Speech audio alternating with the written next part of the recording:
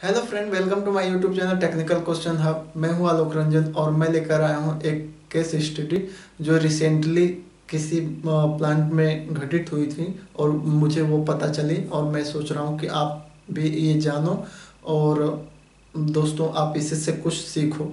क्योंकि हम जानते हो दोस्तों कि हम कब हमेशा दो चीज़ों से सीखते हैं, या तो खुद की गलतियों से या दूसरों की गलती को देख के। तो ये दूसरों की गलती है और इससे देख के आप क्या सीख सकते हो और अपने प्लान को कैसे सेफ रख सकते हो और क्या हुआ था एक्चुअली, वो चलिए मैं बताता हूँ डिटेल में। तो दोस्तों इसमें क्या है दोस्तों कि एक हमारा पॉलीमर रिएक्टर था और पॉलीमर रिएक्टर जो है ऑन द ट्रायल बेस पे था। ट्रायल जैसे कमीशनिंग हो गई, प्री कमीशनिंग, पोस्ट कमीशनिंग हो गई, उसके बाद इसे प्रोसेसिंग में लिया जा रहा था। तो दोस्तों इसमें हुआ क्या कि अचानक जो है इंस्ट्रूमेंट एयर फेल हो गई। इंस्ट्रूमेंट एयर फेल होने का मतलब कि जितने भी कंट्रोल वाल जो इंस्ट्रूमेंट से चलते हैं, इंस्ट्रूमेंट एयर से चलते हैं, तो एयर सप्लाई मिलेगी नहीं। तो वो अगर वो फेल टू ओपन रहेंगे तो खुल जाएंगे, फेल टू क्लोज रहेंगे तो बंद हो जाएंगे।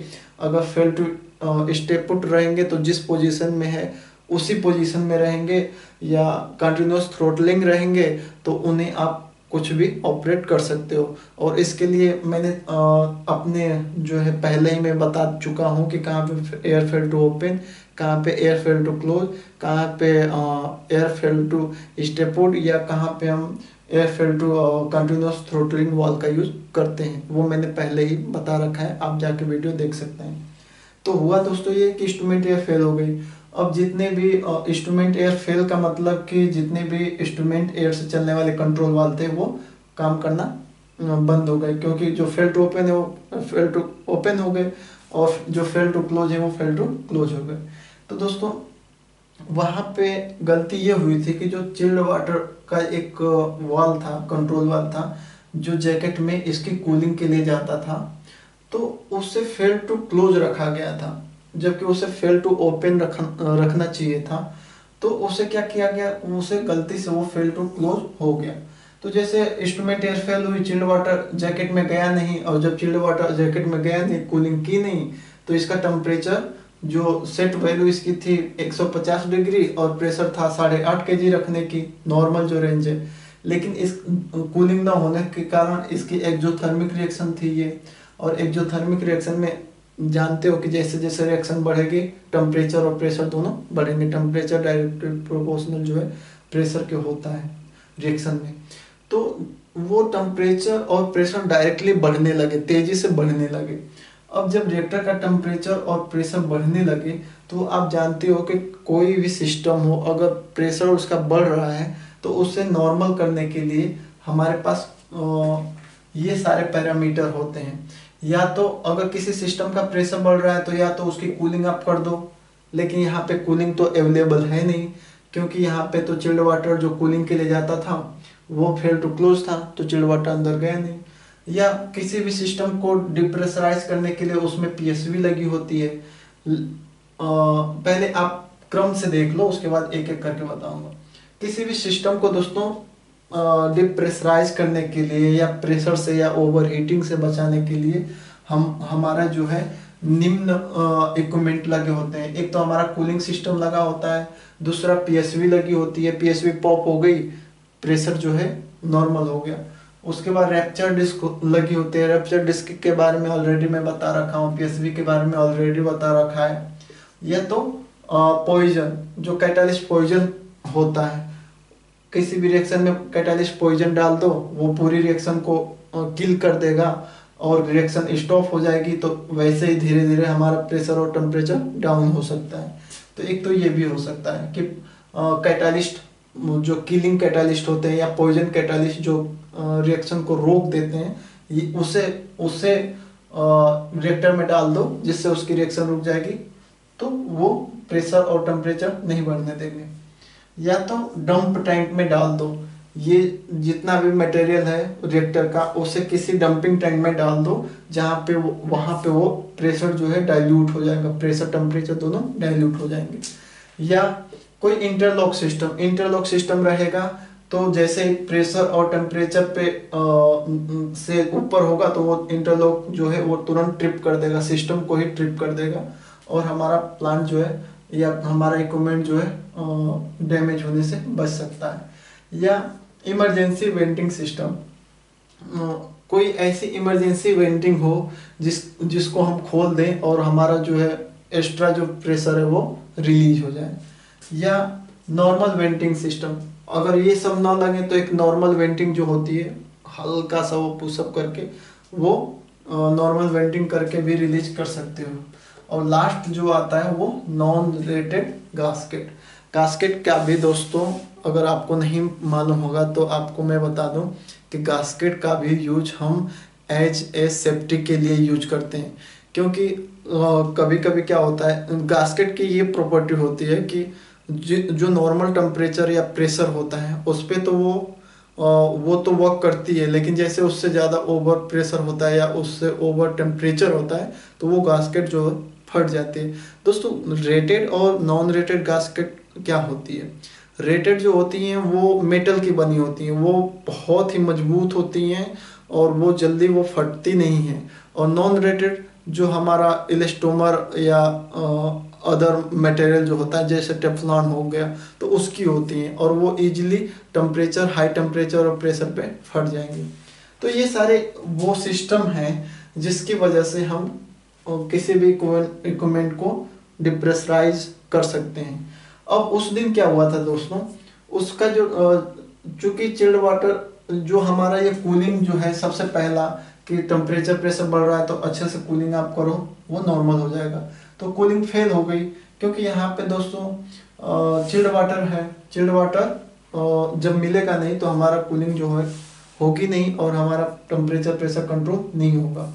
और दोस्तों ये जो रिएक्टर अंडर ट्रायल था तो दूसरी जो हमारी पीएसवी होनी चाहिए थी, तो पीएसवी तो थी लेकिन पीएसवी क्या थी दोस्तों, आइसोलेट थी, पीएसवी बंद थी, लाइन में नहीं थी।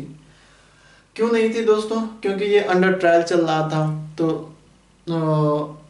किसी के फॉल्ट से या किसी भी वजह से ये लाइन में नहीं थी।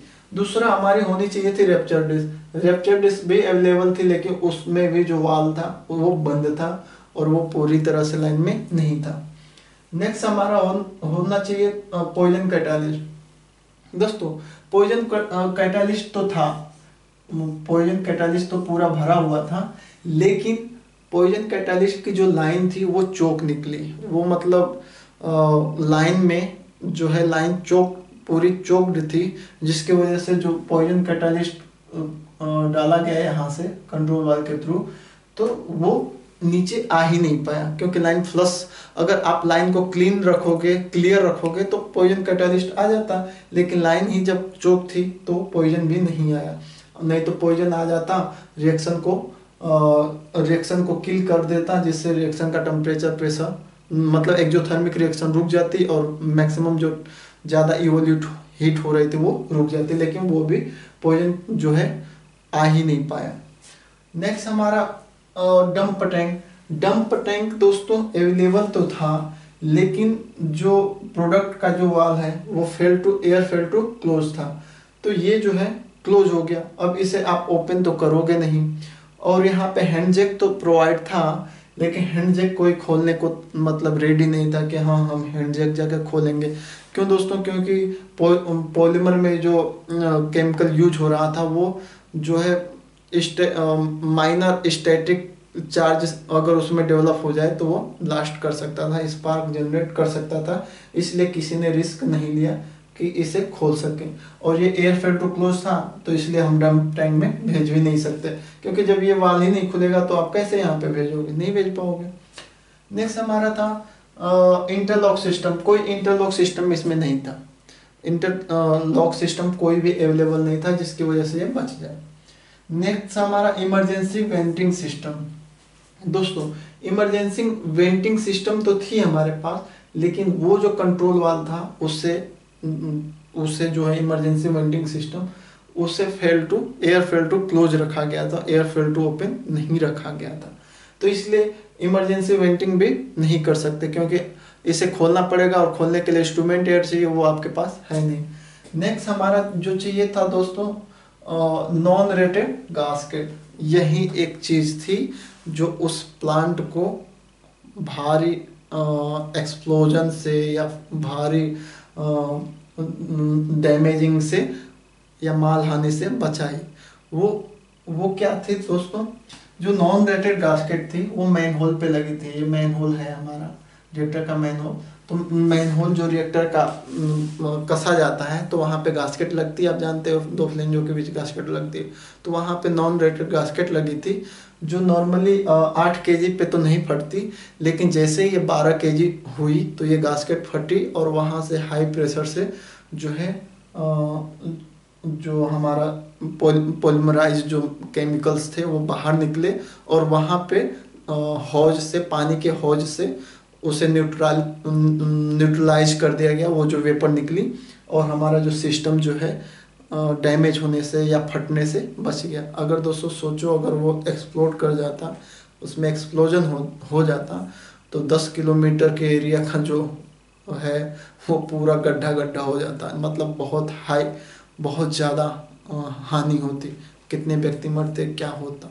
तो ये जो नॉन रेटेड गास्केट है दोस्तों, ये जो है सेव कर ली, बचा ली प्लांट को डैमेज होने से।